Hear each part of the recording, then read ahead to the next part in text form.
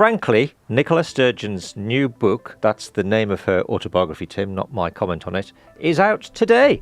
We talked to the Telegraph's Alan Cochrane, probably the greatest living Scotsman, about this woman's legacy for her country. Education, huge gap between rich and poor. National Health Service, huge waiting list, bigger than anywhere else in these islands.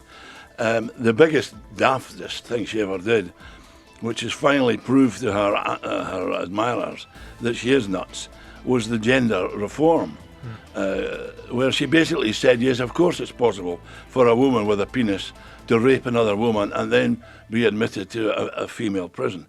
Alan, you've called Sturgeon an extremely poor politician in today's Telegraph. Why?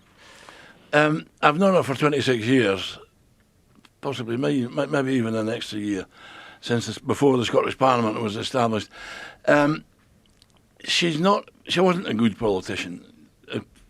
To be a good politician, you've got to be more than just a good public speaker, as she was, and a good debater, as she also was. You've got to have judgment. And if you look at her record, her judgment is fairly poor all the way through her leadership and before. Okay, she won several elections, and specifically the 2015 general election, which won every single Scottish seat for the Nats, bar one. Ian Murray, who's now the Scottish Secretary, he stuck around. Ian, he stuck with the Labour Party for all those years, and he eventually was rewarded by being a cabinet minister. But I always thought that was more of Alex Salmond's legacy, that election, the 2015 election. If you remember, the referendum was the year before. Yeah. And he had gone by then. But, come on, Alan. She won all these elections. She dominated politics for roughly a decade. There's no denying... Well, that's your opinion. I wouldn't say she dominated politics. In Scotland. And there's no denying that she has authority. No, yes, she has a certain presence. I'll give you all sorts of examples of her lack of judgment. In fact, I'm sure you read them this morning in the Daily Telegraph. Every single major policy she came up with ended on the cutting room floor. If you look at them all, the principal ones that I would say are principal that affected more people: education, huge gap between rich and poor; National Health Service, huge waiting list, bigger than anywhere else in these islands. The biggest, daftest thing she ever did, which has finally proved to her admirers that she is nuts, was the gender reform, where she basically said, yes, of course it's possible for a woman with a penis to rape another woman and then be admitted to a female prison. There's 3 or 4. There are many others of her lack of judgment, and much worse than a lack of judgment was a refusal to, and this is something that's coming out in the extracts I've read, how she was always prepared to listen and to debate issues. She was never prepared to debate issues with her colleagues, with her party supporters. Well, look, and we'll probably come back to the trans stuff, but we have this problem, don't we, as unionists, that how do we explain, if the SNP was so rotten in government, why they kept winning? Well, because you've got to ask the people of Scotland that. And I kept asking that for the best part of since 1999. I couldn't understand what the hell they were doing. But the thing is, any election in Scotland, in fact, every election in Scotland, face up to this one fact: the Nationalists will get a minimum of 30% of the vote. They always do. They always have, until recently. The recent Hamilton by-election, they only got 29%. Now, so that means that the unionist parties, Tory, Labour, Lib Dem, who knows what Reform are going to do, are always squabbling then for the unionist vote. And what happens is it splits 3 ways or 4 ways, and therefore the guy with the biggest percentage, i.e. The SNP, win. That's what's happened for the last, since 2017. Yeah, but you and I know that she added to that vote enough that they could dominate elections, and she did it in part by reaching beyond the nationalists. And her achievement, arguably, if Alex Salmond was all about nearly winning independence or pushing it to 45%, putting independence on the agenda, her achievement was showing that nationalists could run an administration, and a popular one. No, they didn't. Alex Salmond's triumph was that he showed, in the run-up to the 2014 referendum, that he could run a sensible government. He could run a government where the budget was balanced, where essentials like education, like the health service, got a priority. That's where Nicola became overshot her own ambitions, her own ability. Salmond persuaded some would say stupidly, David Cameron, that look, I have proved in the last 2 years that I have run a proper, sensible government. So I think the Scottish Parliament is on my side, saying we should have a referendum. And Cameron shrugged his shoulders and said, OK, but only if we ask a single question. The other question that Alec wanted to ask was, can we do a halfway house question? More powers and a build-up towards independence. That was refused, but that was the essence of Salmond's government. He messed up totally in the referendum because of he had a great belief in his own abilities. My mother would have said he had a good conceit of himself, especially as an economist. But it was the economy, stupid, that let them down in that referendum. God, it was tight. I mean, I had one bad weekend during that campaign, as when those opinion polls came out.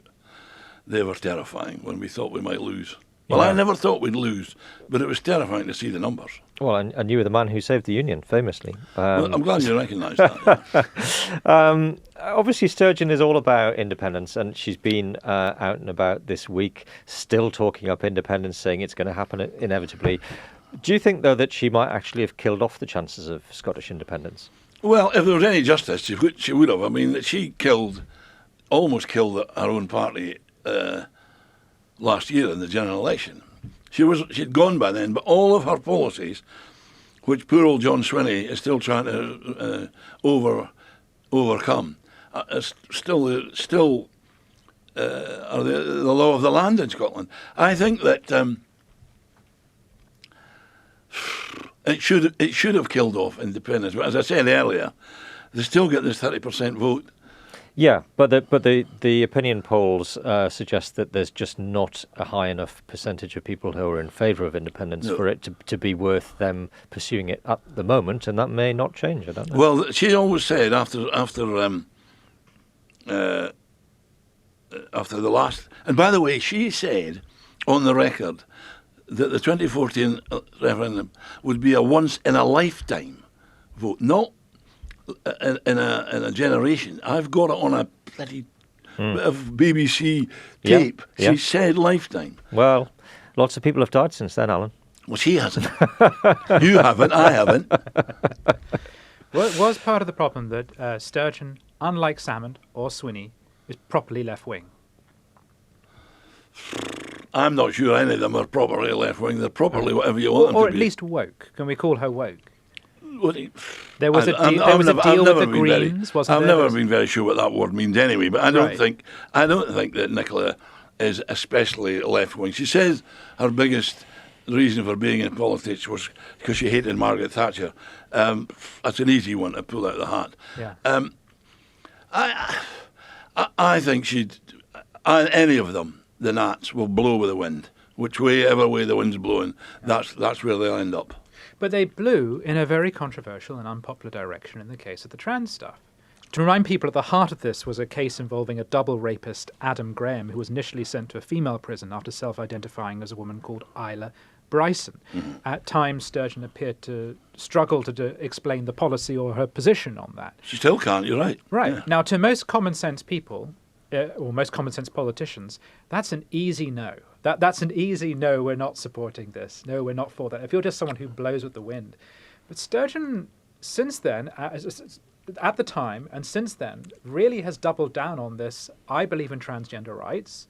I think it's a human right, and I think Scotland should be all about that. What she's very skillfully, or at least craftily done, we'll have to wait and see if it survives. What she's set herself is the goal of becoming a worldwide, international expert on social change, and that's where she saw, and that's what she decided. If I'm not going to get independence, and that was disappearing over the horizon, she decided, and she's talked to lots of female women leaders all over Europe, and certainly. Well, Hillary Clinton was somebody she met regularly at various international gatherings. She was prepared to go out on a limb, and what she said was the women's cause. It turned out to be not the women's cause. It turned out to be an anti-female cause because of the view she declared that a trans woman was the same as a woman, a biological woman. That's where she made the big mistake, and it won her a lot of support among a huge section of the Scottish community who supported the trans view. The trans view that they should get an even chance with biological women. It took a lot of people, principally Scotland and the UK's biggest author, best-selling author, to stop her. And one or two of our own backbenchers. Yeah. I would put Joanna Cherry on a par with JK Rowling. She was the member of the SNP NEC who was a violent opponent of the trans issue as expounded by Sturgeon. And Sturgeon's team absolutely massacred her reputation. She became an outcast in the party. She had to resign from the executive. She's lost her seat. And yet she did as much, if not more, than Rowling in exposing Sturgeon's duplicity. Yeah, but I'm slightly confused by some of the statements that Sturgeon has made on this in the book and then in the interviews she's done. She says in the book, when confronted with the question, is Isla Bryson a woman? I was like a rabbit caught in the headlights because I failed to answer yes, plain and simple. I seemed weak and evasive. Worst of all, I sounded like I didn't have the courage to stand behind the logical conclusion of the self-identification system we had just legislated for. But then she was talking to ITV News on Monday, and she said she now believes a rapist probably forfeits the right to identify as a woman. So that's the opposite, isn't it? Well, she's all over the place, Nicola, on this one. I mean, it was a complete screw-up, that whole issue. And thank God that the then Scottish Secretary and Number 10 took steps to veto it before it became the law of the land, because it was an outrage for the so-called, well, no, not so-called, the safe places for women. I've got two daughters, I've got a wife, and all three of them were aghast at the very idea. And it's still annoying women everywhere, the whole prospect, because it's not going away, I don't think. That'll keep coming back. Were you surprised that she talked about her sexuality in the book? Not really, no, because this is, I think it was a progressive movement in our psyche. As soon as she became the world's greatest expert and the world's greatest libertarian for the trans society, it was inevitable she'd move in that direction. I have no idea what her sex life was with her husband, and nor do I wish to know. But she seemed to want to tell everybody, well, strange. It's a strange behaviour, I think, but entirely typical of her. Helped sell the book, I suppose. Alan, can you summarise as pithily as possible what this period of SNP governance has done to the country you love?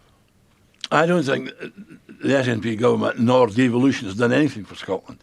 I think the whole thing is, and I'll be proved correct on this, because of the low grade politicians it's turned out. It's pretty much a failure, a very expensive failure, devolution.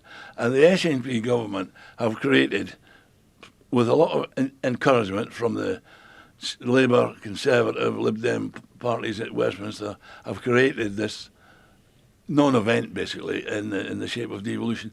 And the SNP really have not increased the lifestyle of ordinary Scots in the way they should have, given all the years they've been in power.